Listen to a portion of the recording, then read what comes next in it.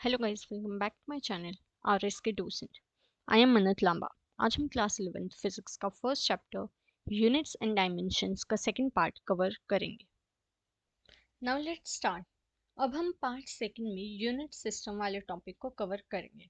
Part first में हमने सबसे पहले फिजिकल क्वांटिटीज देखी कि फिजिकल क्वांटिटीज क्या होती हैं, उसका एग्जाम्पल के थ्रू उसको समझा, उसका मतलब एप्लीकेशन समझा हमने एक तरह से। देन हमने उसकी कैसे एक्सप्रेशन कर सकते हैं, हम उसको कैसे एक्सप्रेस कर सकते हैं वो देखा। That is physical quantity is equal to magnitude into unit, that is N into U, जिसमें n into U equals to constant for a measurement. Then हमने कुछ इंपॉर्टेंट प्रीफिक्सेस देखे, that is deci, centi, milli, micro, nano, pico, fermi और femto. Fermi को ही femto भी कहते हैं। Deca, kilo, mega, giga, tera and angstrom. And 1 electron volt equals to 1.6 into 10 की पावर -19 जूल। ये थोड़ा सा एक तरह से रिकैप सा हो गया है। Now we will start unit system. Unit system मतलब हमने जैसे देखा कि फिजिकल क्वांटिटी को एक्सप्रेस करने के लिए हम मैग्नीट्यूड इनटू में यूनिट करते हैं, राइट।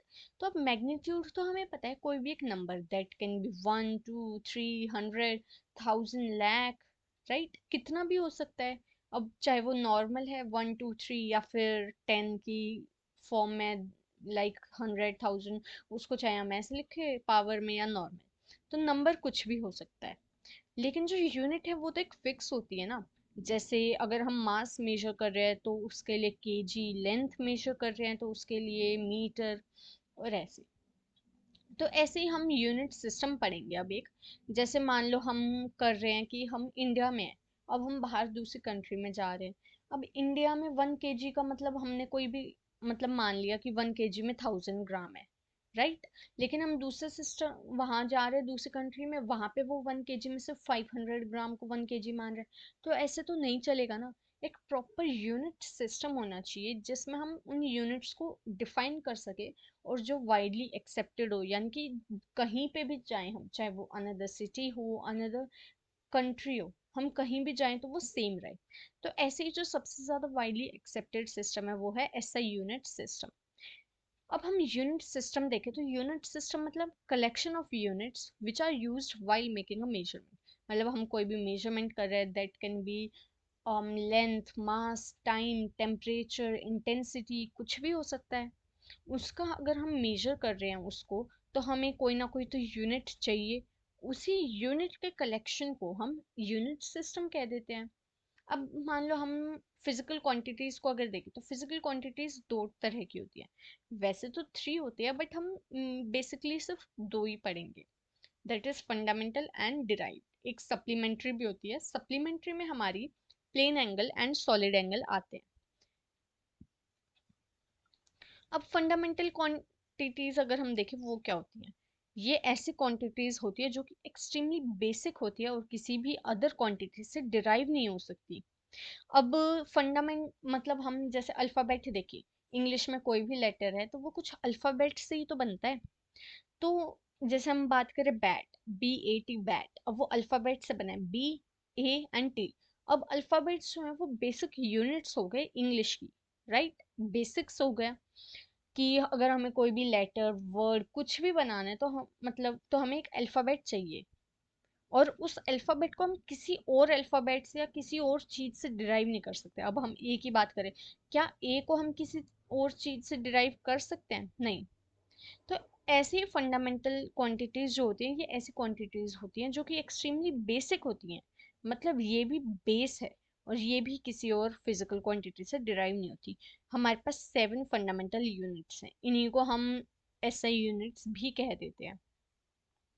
अब नेक्स्ट आता है डिराइव्ड क्वांटिटीज। डिराइव्ड क्वांटिटी मतलब कोई भी दो डिराइव क्वांटिटी मान लो हम ले लें, या दो फंडामेंटल ले लें, दो से ज्यादा भी हो सकती हैं, या फिर एक डिराइव और एक फंडामेंटल ले लें, तो अगर हम उनको मल्टीप्लाई या डिवाइड करें तो हमें इनफाइनाइट डिराइव्ड फिजिकल क्वांटिटी मिलती है।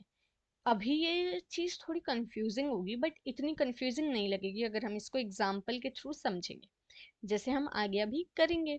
जैसे मान लो हम बात करते हैं फंडामेंटल क्वांटिटी। जो फंडामेंटल क्वांटिटी है हमारे पास 7 है। Mass, length, time, amount of substance, current, temperature, luminous intensity. सिर्फ ये 7 यूनिट्स ऐसी है जो किसी और यूनिट से डिराइव नहीं हो सकती, और इन्हीं यूनिट से मिलकर हमें नेक्स्ट जो डिराइव्ड क्वांटिटीज है वो मिलती हैं। मास को हम केजी में मेजर करते हैं, लेंथ को मीटर में, टाइम को सेकंड में, अमाउंट ऑफ सब्सटेंस को मोल में, ये हम केमिस्ट्री में पढ़ेंगे। करंट को हम एम्पियर में करते हैं, टेम्परेचर को केल्विन में, ल्यूमिनस इंटेंसिटी को कैंडेला। ऐसा नहीं है हम इसे और किसी में नहीं करते, हम मास को ग्राम में भी कर सकते हैं, लेंथ को सेंटीमीटर, किलोमीटर, राइट, टाइम को second, metre, or, even year में भी। लेकिन हम जो फिक्स, जैसे हमने बात की थी कि जो वाइडली एक्सेप्टेड हो, जो हर जगह चले, वो हमारे पास ये हैं सिर्फ, that is KG mass, metre in length, second in time, mole, ampere, kelvin and candela. ये हमारी एसआई यूनिट है जो कि हमने बात की थी, जो कि वाइडली एक्सेप्टेड है। अब डिराइव्ड क्वांटिटी मतलब, जैसे हम बात करें velocity, velocity equals to distance upon में टाइम। मतलब हम, डिस्टेंस क्या है, डिस्टेंस मतलब लेंथ ही तो हो गई, यानी कि लेंथ इन मीटर। टाइम मतलब ये भी एक फंडामेंटल है, that is second in second. तो हम अगर इसकी बात करें तो ये दो फंडामेंटल क्वांटिटीज को जब हमने डिवाइड कर दिया तो हमें एक डिराइव्ड क्वांटिटी मिल गई। ऐसी चार्ज, करंट इनटू टाइम, हम बात करें करंट एक फंडामेंटल है, टाइम भी एक फंडामेंटल क्वांटिटी है, दोनों को मल्टीप्लाई करने पे एक डिराइव्ड मिल गई। मास इनटू वेलोसिटी, मास एक फंडामेंटल है, वेलोसिटी एक डिराइव्ड है। तो हमने एक फंडामेंटल और एक डिराइव्ड क्वांटिटी को जब मल्टीप्लाई किया तो हमें एक डिराइव्ड क्वांटिटी मिल गई। फोर्स इनटू एरिया, फोर्स भी एक डिराइव्ड है, that is mass into acceleration, जिसमें मास फंडामेंटल और एक्सेलरेशन भी एक डिराइव्ड है। ऐसी अगर हम बात करें एरिया की, एरिया भी एक डिराइव्ड है, that is L square, length into में लेंथ। तो इसका मतलब हमने दो डिराइव को जब डिवाइड किया तो हमें एक और डिराइव मिल गई। समझ रहे हो, मतलब हम किसी भी क्वांटिटी को अगर किसी भी क्वांटिटी से मल्टीप्लाई या डिवाइड कर देंगे तो हमें कोई ना कोई एक नई क्वांटिटी मिल जाती है। अब हम बात करें यूनिट सिस्टम्स की, तो हम कह सकते हैं जैसे कि सीजीएस सिस्टम सबसे पहला, जिसमें जैसे सीजीएस, एमकेएस, इनको हम रीड करते हैं, ऐसे ही हम इनको यूज करते हैं। यानी कि सीजीएस, सी मतलब सेंटीमीटर, जी मतलब ग्राम, एस मतलब सेकंड, सी हो गया हमारा सेंटीमीटर, मतलब हम लेंथ के लिए सेंटीमीटर यूज करते हैं इस यूनिट सिस्टम के अकॉर्डिंग, टाइम के लिए हम सेकंड यूज करते हैं, एंड मास के लिए हम जी, ग्राम यूज करते हैं। ये यूनिट सिस्टम बनाया गया था, लेकिन इसको कई जगहों पे यूज करते हैं बट इतना यूज नहीं करते हैं। फिर आता है MKS, mass in kg, length in metre and time in second, M K S, okay, metre, kilogram and second. अब देखो, जो हमारा एमकेएस है ना वो थोड़ा फंडामेंटल जैसा है, तो कई बच्चे एमकेएस और फंडामेंटल को ना, मतलब एमकेएस को, और ये हमारी एसआई यूनिट से तो है फंडामेंटल क्वांटिटीज, तो कई बच्चे एमकेएस को और एसआई को सेम कह देते हैं। नहीं, देखो एमकेएस में हमारे पास सिर्फ तीन है, मास, लेंथ एंड टाइम। लेकिन जो हमारी फंडामेंटल क्वांटिटी है या फिर जो हमारी एसआई यूनिट है, उसमें तो हमारे पास 7 है, मास, लेंथ, टाइम, इनके अलावा भी amount of substance, current, temperature and luminous intensity. तो हम एमकेएस और एसआई को सेम नहीं कह सकते। देन आता है एक FPS, that is mass in pound, length in foot and time in second. ये सिस्टम भी इतना यूज नहीं किया जाता, सबसे ज्यादा जो यूज किया जाता है वो है एसआई, ये वाला। अब एक ये स्मॉल सा कन्वर्जन आ जाता है, that is 1 pound equals to 453 gram equals to 0.453 KG.